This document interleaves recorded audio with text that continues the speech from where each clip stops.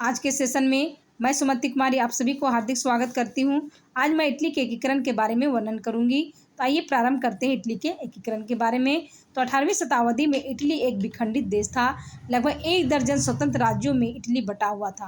यानी इटली जो देश था उसमें कम से कम 1 दर्जन राज्य अलग अलग थलग पड़े हुए थे।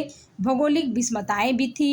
इसके साथ वहाँ पे इटली में पोप का शासन था, जिसके कारण इटली अलग अलग स्थिति में था और यहाँ पर इटली का एकीकरण होना आवश्यक था। इटली के एकीकरण में अगर देखते हैं तो आप प्रत्यक्ष तौर पर नेपोलियन का काफ़ी योगदान रहा है। नेपोलियन के अतिरिक्त जो महत्वपूर्ण व्यक्ति है जिसने इटली का एकीकरण में भूमिका निभाया, उसमें मेजिनी, काउंट काबूर, गरिबाल्डी का महत्वपूर्ण योगदान है।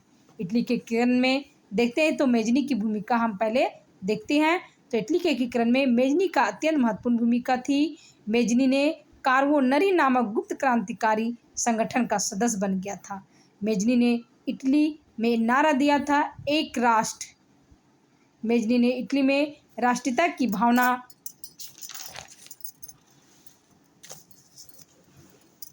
जगाने में महत्वपूर्ण भूमिका निभाई थी। मेजिनी का जन्म 1805 ईस्वी में जनेवा में हुआ था। वह फ्रांसीसी क्रांति से काफ़ी प्रेरित था। हम लोग जानते हैं कि फ्रांस की क्रांति 1789 ईस्वी में हुआ था, जिससे वह बहुत प्रभावित हुआ था और वह चाहता था कि इटली का एकीकरण क्यों नहीं होगा। जब फ्रांस में क्रांति के तहत वहाँ जो निरंकुश राजतंत्र वह जब समाप्त हो सकता है, तो हमारा इटली का एकीकरण क्यों नहीं होगा। और इसी कारण उसने 1831 ईस्वी में मेजिनी ने अंग इटली नामक संस्था का गठन किया ताकि हम इटली का एकीकरण कर सके। तो अंग इटली नामक संस्था का गठन करने का मुख्य उद्देश्य था कि संस्था में युवा वर्ग को ज़्यादा से ज़्यादा शामिल किया जाए। दूसरा था कि प्राचीन राष्ट्रीय गौरव एवं देश प्रेम का प्रचार प्रसार किया जाए, कि इटली का जो राष्ट्रीय गौरव है, देश प्रेम के बारे में प्रचार किया जाए। तीसरा था इटली के एकीकरण में अनेक शाखाओं का निर्माण हो, यानी अंग इटली का अनेक ब्रांच खोला जाए। इसके साथ इटली के एकीकरण के लिए संघर्ष होना आवश्यक है, संघर्ष करना आवश्यक है। अब देखते हैं कि इटली के एकीकरण में जो दूसरा व्यक्ति था काउंट काबूर का क्या योगदान है। तो इसका जन्म 1810 ईस्वी में ट्यूरिन में हुआ था। काउंट काबूर ने इटली के एकीकरण के लिए गृह नीति में बदलाव किया। उसने राज्यों को मजबूत करने पर बल दिया। राज्यों को मजबूत करने पर बल दिया, जिसे राज्य आर्थिक, राजनीतिक एवं संवैधानिक सभी दृष्टिकोण से मजबूत हो जाए। काउंट काबूर ने 1848 ईस्वी में संसद का सदस्य बना था। 1852 ईस्वी में वह अपने योग्यता के कारण पीडमॉन्ट का प्रधानमंत्री बन गया। उसने व्यापार के क्षेत्र में खुला छोड़ दो की नीति अपनाई थी। इसने यातायात के विकास के साधनों का विकास किया। इसने कृषि के क्षेत्र में भी विकास के कार्य किए। इसने सैन्य क्षेत्र एवं कानूनी क्षेत्र में भी नए सुधारों को लागू किया। इसने बैंकिंग के क्षेत्र में भी सुधारात्मक कार्य किया। इस प्रकार उसने प्रशासन के सभी अंगों को सुधार कर राज्य के प्रशासन में गतिशील और मजबूत बनाया। उसने इन प्रयासों से पीडमॉन्ट राज्य का चहुमुखी विकास हुआ। देखते कि इटली में अनेक राज्य थे, जिसमें सबसे जो मजबूत राज्य था वह था सार्डिनिया पीडमॉन्ट, और इसी पीडमॉन्ट के नेतृत्व में इटली का एकीकरण होता है। काउंट काबूर ने अपनी बुनियाद को मजबूत करने के बाद सभी वर्ग के लोगों से सहयोग प्राप्त करने का प्रयास किया। मेजिनी और गरिबाल्डी इसे सहयोग करने के लिए तैयार हो गए।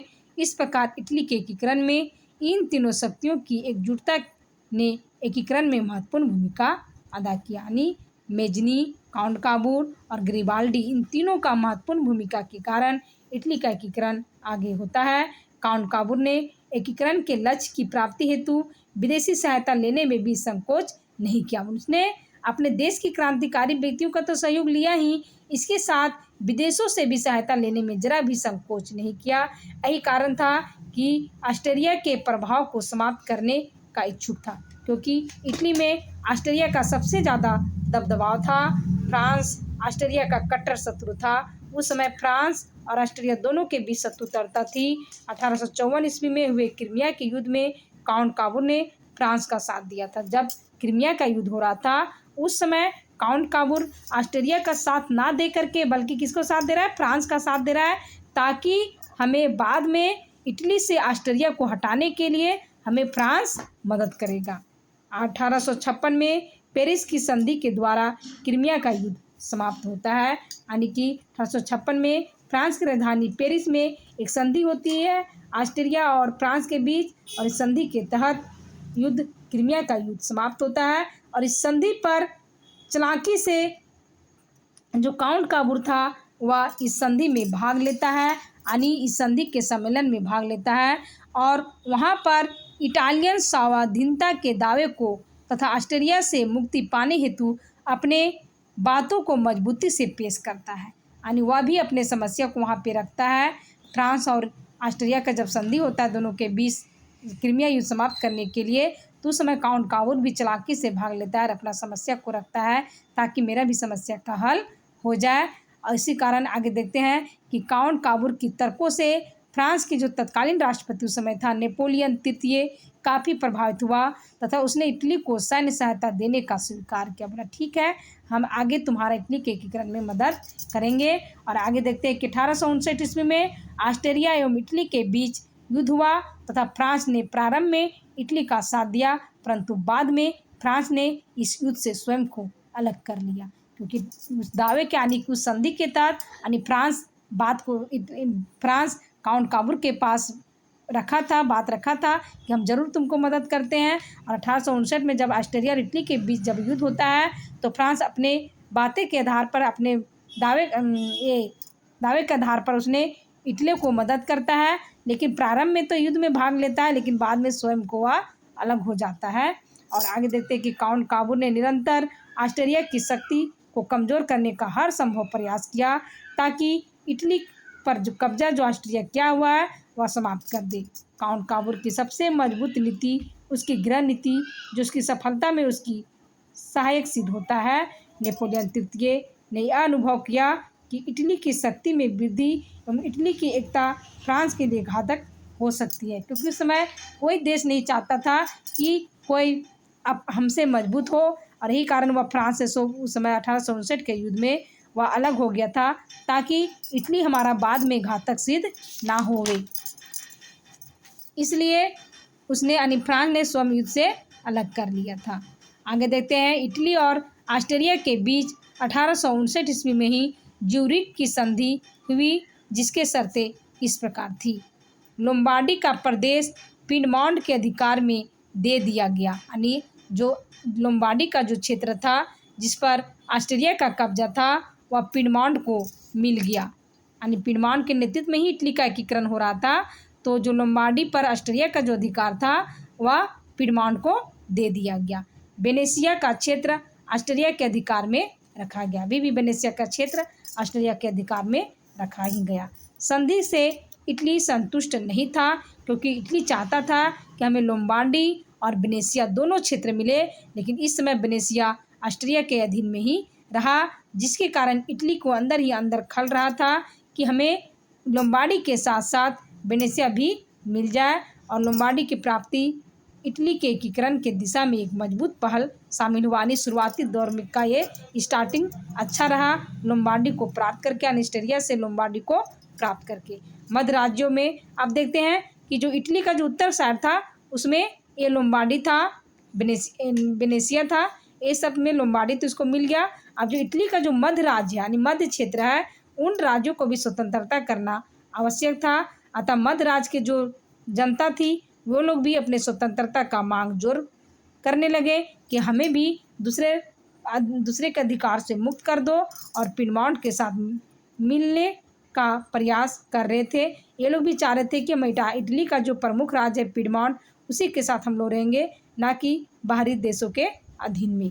1860 में इटली के मध्य भाग के राज्य मेडना, बोलगना, परमा, टस्कनी में जनमत के द्वारा यानी जनता के द्वारा वोट लिया गया कि कहाँ जाना चाहते हो, इटली में पिडमॉन्ट में मिलना चाहते हो या उसी देश के अधीन में रहना चाहते हो। तो यहाँ पर वोटिंग होता है और यहाँ पे जनमत के द्वारा पिडमॉन्ट से मिलने का निर्णय लिया गया, यानी कि वहाँ की जनता सभी पिडमॉन्ट में ही मिलने का निर्णय लिया। इस प्रकार दूसरा चरण समाप्त होता है यानी इटली के एकीकरण में उत्तर और मध्य एक साथ पिडमॉन्ट के अंदर में हो जाते हैं। अब बचा दक्षिण के इटली के राज्यों को संगठित करना। अब इटली का जो दक्षिण क्षेत्र में जो राज्य थे अब उसको पिडमॉन्ट के अधीन में लाना यानी इटली का एकीकरण करना, क्योंकि पिडमॉन्ट सार्डिनिया जो पिडमॉन्ट है उसी के नेतृत्व में इटली का एकीकरण हो रहा था। दक्षिण में इटली के जो प्रमुख राज्य थे उसमें सिसिली और नेपल्स थे जहां बुर्बो वंश का शासन था। यानी इटली का जो दक्षिण का राज्य था वहाँ पे सिसिली और नेपल्स जो दो राज्य प्रमुख थे जहाँ पे बुर्बो वंश का शासन था। तो यहाँ पे यानी दक्षिण के राज्यों में गेरिबाल्डी महत्वपूर्ण भूमिका निभाएगा इस क्षेत्रों को अपने अधीन में लाने के लिए। तो हम गेरिबाल्डी के बारे में कुछ जानकारी प्राप्त करते हैं कि गेरिबाल्डी ने क्या कार्य किया इटली के एकीकरण में। तो गेरिबाल्डी का जन्म 1807 ईस्वी में इटली के नीस नामक स्थान में हुआ था। गेरिबाल्डी ने लाल कुर्ती दल का संगठन किया था। पूछेगा कि लाल कुर्ती दल का संगठन किसने किया था, तो गेरिबाल्डी ने किया था, जिसके सहयोग से उसने सिसिली और नेपल्स को इटली के एकीकरण में शामिल होने की रूपरेखा तैयार किया। गेरिबाल्डी ने अपने सेना की सहायता से 1860 ईस्वी में सिसिली पर अधिकार कर लिया तथा इसने पिडमॉन्ट राज्य में शामिल कर लिया। यानी कि गेरिबाल्डी लाल कुर्ती दल का संगठन किया था और इसी दल के तहत उसने सिसिली पर आक्रमण किया और उसको अपने अधीन में कर लिया तथा पिडमॉन्ट राज्य में शामिल कर लिया। गेरिबाल्डी ने 1860 ईस्वी में ही नेपल पर भी अधिकार कर लिया। इस प्रकार सिसिली एवं नेपल्स का राजा फ्रांसीसी द्वितीय देश छोड़कर भाग गया। यानी जो बुर्बो वंश का राजा था फ्रांसीसी द्वितीय जो सिसिली और नेपल्स पर अधिकार किया था वह डर से भाग गया और इस प्रकार इन दोनों राज्यों को पिडमॉन्ट में मिला लिया गया। 18 फरवरी 1861 ईस्वी को इटली की संसद की बैठक हुई जहां विक्टर इमैनुअल द्वितीय को इटली का शासक चुना गया और 6 जून 1859 ईस्वी को काउंट काबूर की मृत्यु हो गई। इन्होंने महत्वपूर्ण भूमिका निभाया लेकिन इटली के अंतिम क्षण को एकीकरण के अंतिम क्षण को उसने देख नहीं पाया और काउंट काबूर की इच्छा थी कि रोम संयुक्त इटली की राजधानी बने। यानी काउंट काबूर का इच्छा रह गया, वो चाहता था कि जो रोम है वह इटली का राजधानी बने,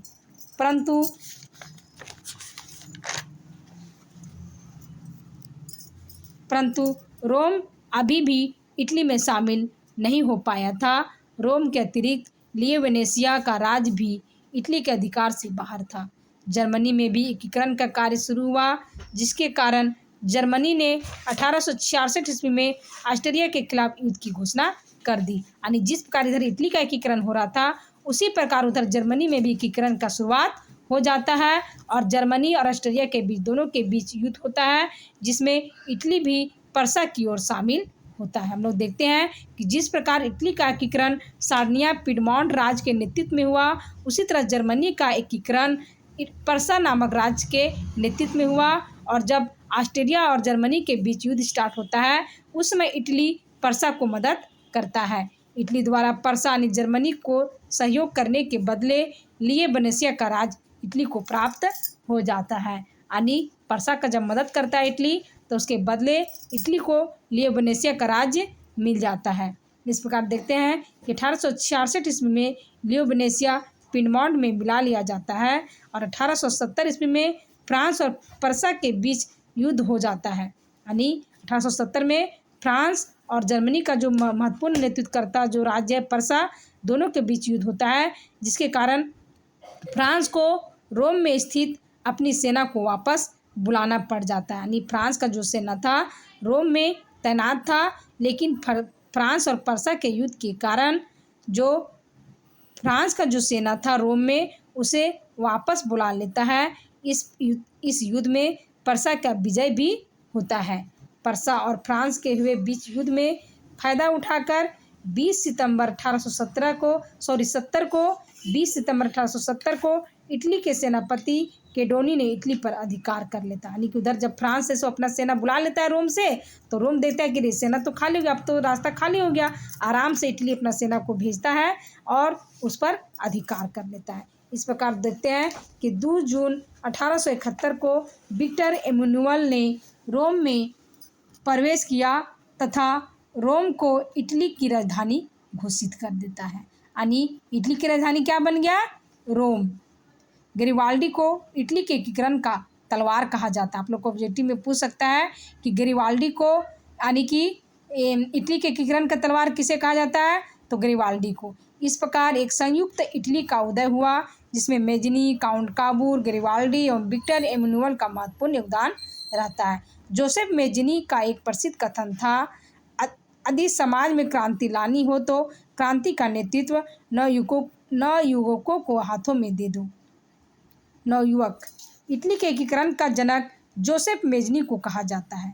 पूछ देगा कि इटली का एकीकरण का जनक किसे कहा जाता है? तो जोसेफ मेजनी को। इटली के समस्या के काउंट काबूर ने अंतर्राष्ट्रीय समस्या बना दिया था। इस प्रकार देखते हैं कि इटली के एकीकरण में इन तीनों चारों का महत्वपूर्ण भूमिका है। Thank you.